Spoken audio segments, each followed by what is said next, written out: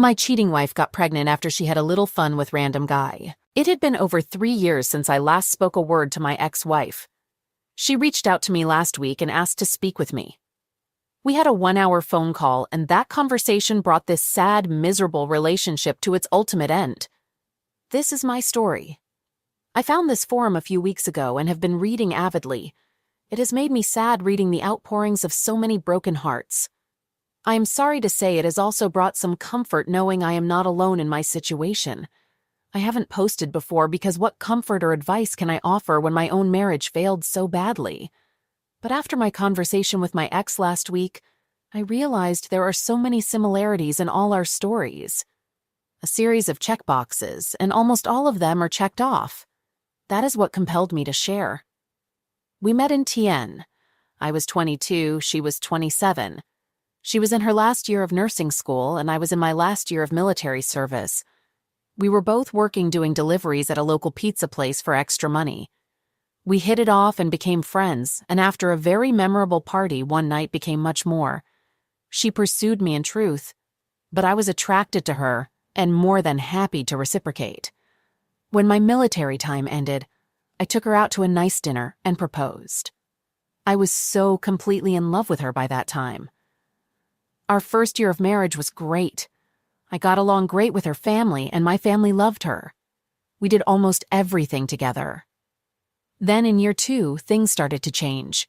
I was working full-time and going to school at night, working on a degree in civil engineering. I tried to make the time we had together special, romantic, but nothing changed the fact that there was a lot less of it. I could feel her pulling away and losing interest in me, so I dropped out of school. I made a judgment that my marriage was more important, and I told myself I could always go back later. Things didn't really improve. I had learned something about her. She is like a kid who tires of her toys quickly. She becomes bored with it and moves on to a new toy. I tried to keep her engaged and keep things interesting. Gifts, vacations, different kinds of romantic bonding. It was like bailing out a sinking ship. She offered little in the way of help or encouragement. It's exhausting to try and save a relationship when you are doing it alone. Then the cheating behavior began. This you guys all know well. She checked off the boxes, protective of her phone and laptop, more frequent absences from the home, a complete withdrawal from intimacy. Affection from her went to 0, and even hugs and kisses from me were coldly received. I've read this so many times in other posts here. It's like cheaters don't want to cheat on their AP with their spouse. I knew what was going on, and I was highly motivated to catch her. We lived in an at-fault state, but she covered her tracks well. I couldn't prove it. I think she noticed I was checking out of the marriage. All my attempts at initiating affection, or heck, even talking to her for that matter, stopped. After that, she tearfully confessed to an inappropriate relationship with a coworker. She swore it was never physical. She made a lot of promises and apologies. I had never heard the term trickle truth before coming here, but I suspect I was served up a hot bowl of it, with a side of blame shifting. She wanted to work on us. She wanted counseling for us. I believed her. Or at least I chose to believe her. My heart and my intellect were not on speaking terms. We went to MC for a few weeks. That seemed to make her uncomfortable, because the counselor asked some very probing questions about the EA. I think she suspected, as I did, there was more to it. She discontinued after 4 sessions, but we seemed to be doing better. It was almost like I had my old wife back. I was very happy and decided to put all my unproven suspicions behind me. This lasted about 6 months until the cycle began to repeat itself. Once again, she checked all the boxes like before. I confronted her about it twice. She blew it off as stress on her part or immaturity, a favorite thing for her to throw in my face over the whole relationship because of our age gap, on my part. Intimacy between us stopped as she lost all interest in it and in me. And then it happened. I came home and found her at home early. She was sitting on our bed crying. I sat with her and asked her, almost begged her, to please talk to me. She told me she was pregnant. For a fleeting moment, I was overjoyed. Then my brain began to engage. I suddenly remembered how long it had been since we had intimacy. I could see it in her face. I asked her how far along. 8 weeks. It had been over 4 months since we had last been intimate. I got up and left the room. She ran after me. Looking back and comparing the conversation that followed against the accounts of people's experiences on this very subforum, I am amazed how WS all say the same things. It was just that one time. It didn't mean anything. I only ever loved you. Of all the lies they tell, that last one stings the most. I told her I was leaving the house and would be back in 1 hour. Then I would listen to what she had to say.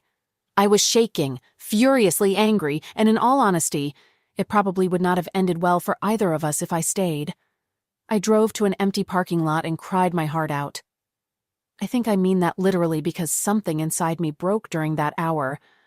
My heart died. It turned to ice, and it still is to this day. When I went home, I was cold, emotionless. I didn't need to act like a gray stone. I had become one in truth.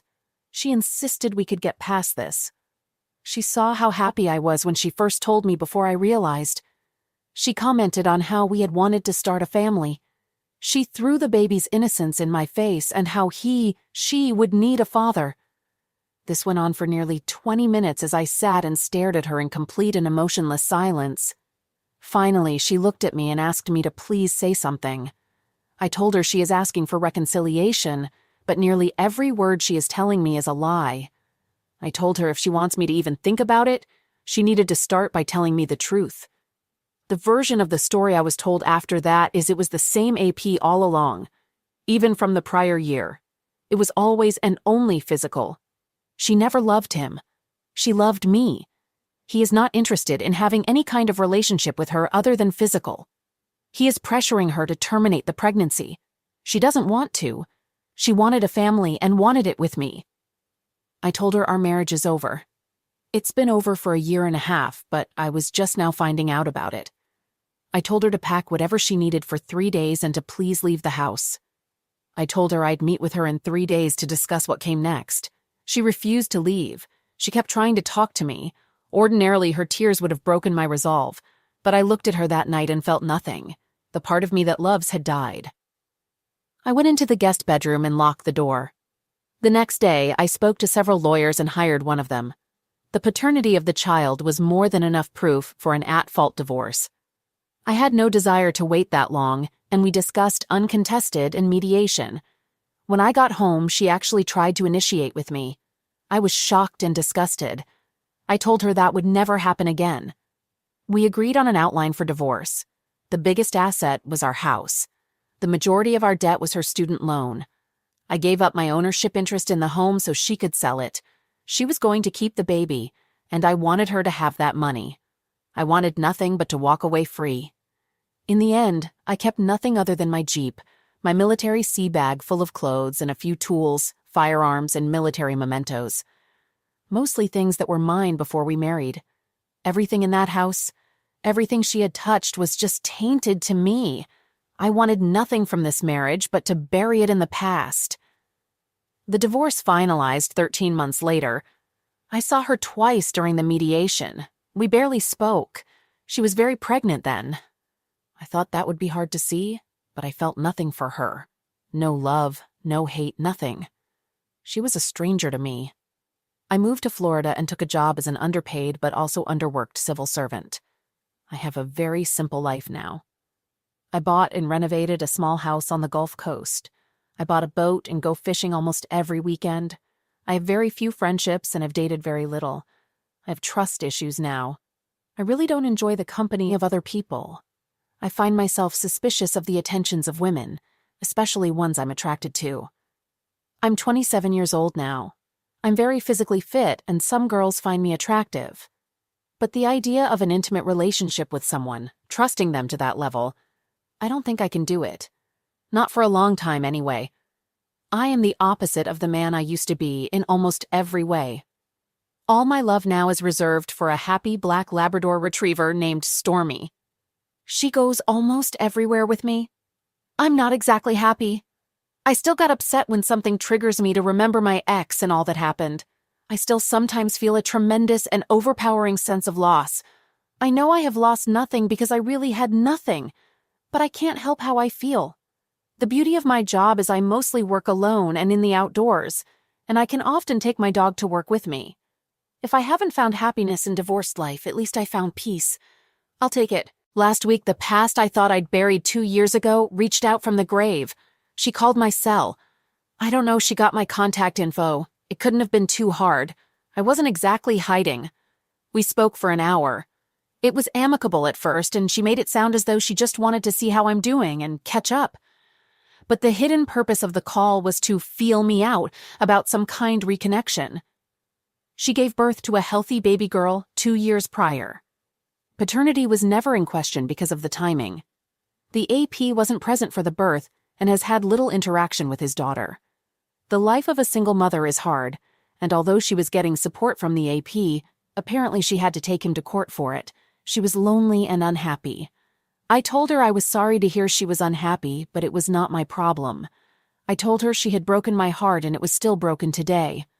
I told her in as many words I did not love her, could not love anyone, and wanted nothing to do with her. I said to her that she made all the choices for all of us, for her, for me, and for her daughter. She left me with but one choice, and that was to walk away from her. I asked her not to contact me again. The final similarity between all of our stories on this sub is this. A selfish person made a selfish choice and damaged the lives of 3 people, one of whom had not even been born yet. If there was one thing I wish I could make cheaters understand before they make the selfish choice, is that they are hurting everyone around them and possibly everyone around their AP. But if they are already selfish enough to cheat, it's likely they won't care.